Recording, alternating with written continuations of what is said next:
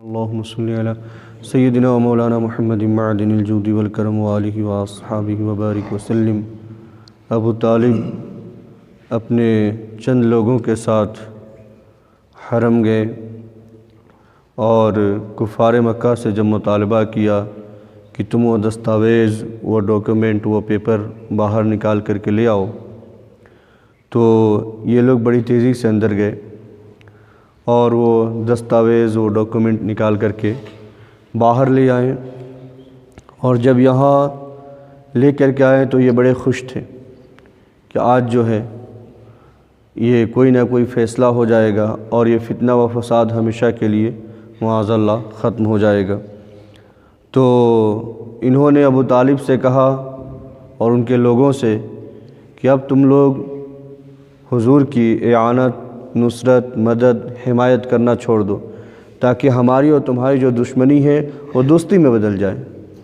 تو ابو طالب نے کہا کہ پہلے ہماری بات غور سے سن لو، آپ ہم کہنا کیا چاہتے ہیں۔ پہلی بات یہ ہے کہ جو یہ پیپر ہے اسے تم ذرا کھول کر کے دیکھو، اس کے اندر جہاں جہاں اللہ سبحانہ و تعالیٰ کا نام لکھا ہوا ہے صرف وہی نام باقی رہ گیا ہے، باقی اور کچھ اس میں لکھا ہوا جو بھی تم نے لکھا تھا، جو دفعات لکھے تھے، جو کلوزز لکھے تھے، وہ سب ختم ہو گیا ہے، وہ سب مٹ گیا ہے۔ اللہ تبارک و تعالیٰ نے اس پر دیمک کو مسلط کیا اور دیمک نے سب چاٹ کر کے ختم کر دیا ہے۔ تو کفار مکہ نے کہا یہ بات تمہیں کیسے معلوم ہوئی؟ یہ دستاویز تو کعبے کے اندر رکھا ہوا ہے اور تمہاری یہاں تک رسائی نہیں ہے، تم یہاں تک آ نہیں سکتے ہو، تو تمہیں یہ بات کیسے معلوم ہوئی؟ تو ابو طالب نے کہا یہ بات مجھے میرے بھتیجے نے بتائی ہے، اور تم جانتے ہو کہ نہ وہ کبھی جھوٹ بولتا ہے اور نہ ہی اس کی بات کبھی غلط ہوتی ہے، اور جب اس نے یہ بات کہی ہے تو یہ بات سچی ہی ہوگی۔ تو جب وہ دستاویز کھلنے لگے تو کہا سن لو، میرے پاس ایک حل بھی ہے، اور وہ حل یہ ہے اور اس کا سلوشن یہ ہے جو یہ پرابلم چل رہا ہے کہ اگر میرے بھتیجے کی بات سچی ہوئی اور جو اس نے کہا ہے بالکل ویسا ہی ہوا تو پھر سن لو، ہم اپنے بھتیجے کو آخری دم تک تمہارے حوالے نہیں کریں گے، چاہے اس کے لیے ہمیں خون کا آخری قطرہ بھی بہانا پڑے تو بہائیں گے، لیکن اپنے بھتیجے کو تمہارے حوالے نہیں کریں گے، اور اگر اس کی بات غلط ہوئی جو اس نے کہا ہے تو پھر ہم اپنے بھتیجے کو تمہارے حوالے کر دیں گے، جو چاہو تم اس کے ساتھ سلوک کرو، چاہو اسے قتل کر دو، چاہو اسے زندہ رہنے دو۔ تو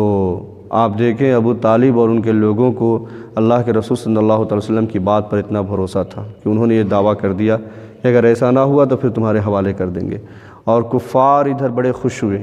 کہا بالکل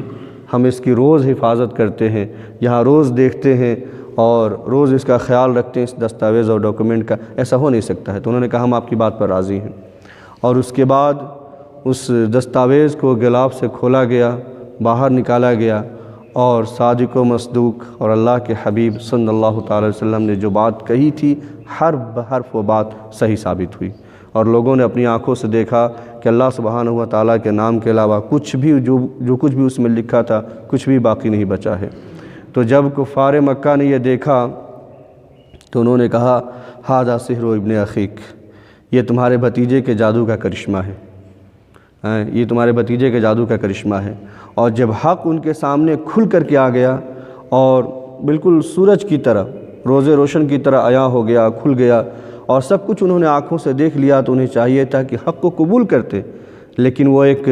جو بدبختی کا مہر جو ان کے دل پر لگا ہوا تھا اور جو ان کی آنکھوں پر پردہ پڑا ہوا تھا، انہوں نے حق کو قبول کرنے کے بجائے حق کی اور مخالفت تیز کر دی، اور اللہ کے رسول صلی اللہ تعالی وسلم کے ساتھ جو بغض و عناد تھا، جو دشمنی تھی، اس کو اور بڑھا دیا اور زیادہ کر دیا۔ تو یہ تو ابو جہل اور ابو لہب کے جو ٹولے کے لوگ تھے ان کا یہ ری ایکشن تھا، ان کا یہ رسپونس تھا کہ نہیں یہ جادو ہے اور یہ جادو کا کرشمہ ہے، حقیقت سے اس کا کوئی تعلق نہیں ہے۔ لیکن اسی بگڑے ہوئے معاشرے میں کچھ ایسے لوگ بھی تھے جو اس سنگ دلانہ محاصرے اور سیج سے بڑے ہی پریشان تھے، وہ چاہتے تھے کہ یہ محاصرہ ختم ہو جائے، کیونکہ اس محاصرے میں نہ صرف یہ کہ جوان تھے بلکہ اس محاصرے کی زد میں بوڑھے بھی تھے، عورتیں بھی تھیں، ضعیف اور کمزور بھی تھے، بیمار بھی تھے، بچے بھی تھے۔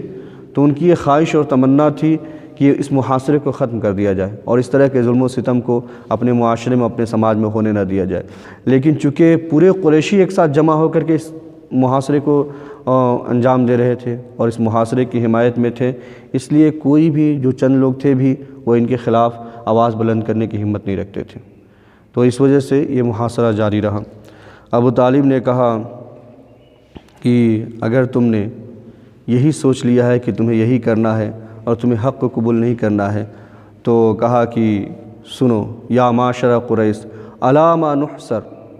و نحبس، قریش کی جماعت تم بتاؤ کس جرم میں تم نے ہمارا محاصرہ کر رکھا ہے، کس جرم میں تم نے ہم کو قید کر رکھا ہے، کیا ہماری غلطی ہے، کیا ہمارا جرم ہے، یہ تو بتاؤ۔ وقد بان الامر، اور حالانکہ حقیقت تمہارے سامنے کھل کر کے آ گئی ہے کہ ہم نے کوئی غلطی نہ کی ہے اور ہم نے کوئی جرم نہ کیا ہے، بلکہ جو ہم کہتے ہیں وہی حق اور صحیح ہے،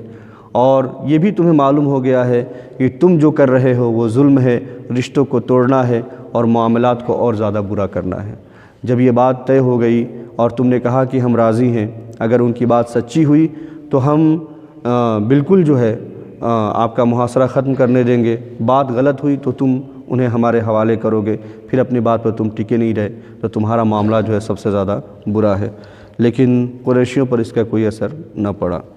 ابو طالب کے ساتھ جو لوگ تھے انہوں نے غلاف کعبہ کو پکڑ لیا اور غلاف کعبہ کو تھام کر کے اللہ سبحانہ و تعالیٰ کی بارگاہ میں دعا کی، اللہم انصرنا علی من ظلمنا وقطع رحمنا، اے اللہ جن لوگوں نے ہم پر ظلم کیا ہے اور ہماری رشتہ داریوں کو توڑا ہے اور ہمارے تعلقات ختم کیے ہیں اور ہم پر ظلم و ستم کے پہاڑ توڑے ہیں، کہ اللہ سبحانہ و تعالیٰ ان کے خلاف ہماری مدد فرما۔ اور جب انہوں نے یہ دعا کی تو اللہ سبحانہ و تعالیٰ نے ان کی دعا سن لی، کیونکہ اللہ فرماتا ہے من یجیب المضطر اذا دعا ویکشف السوء، کہ جب کوئی مجبور اور پریشان حال اسے پکارتا ہے تو اس کی پکار وہ سن ہی لیتا ہے اور اس کی پریشانی کو بھی دور کر دیتا ہے۔ تو اللہ سبحانہ و تعالیٰ نے ان کی پکار کو بھی، ان کی دعا کو سنا، اور اللہ سبحانہ و تعالیٰ نے جو ان کی پریشانی اور مصیبت جس میں یہ پڑے ہوئے تھے برسوں سے، ان مصیبتوں سے اور ان پریشانیوں سے ان لوگوں کو باہر نکالا۔ اللہ تبارک و تعالیٰ ہم سب کو سیرت پڑھنے سمجھنے اس پر عمل کرنے کی توفیق عطا فرمائے۔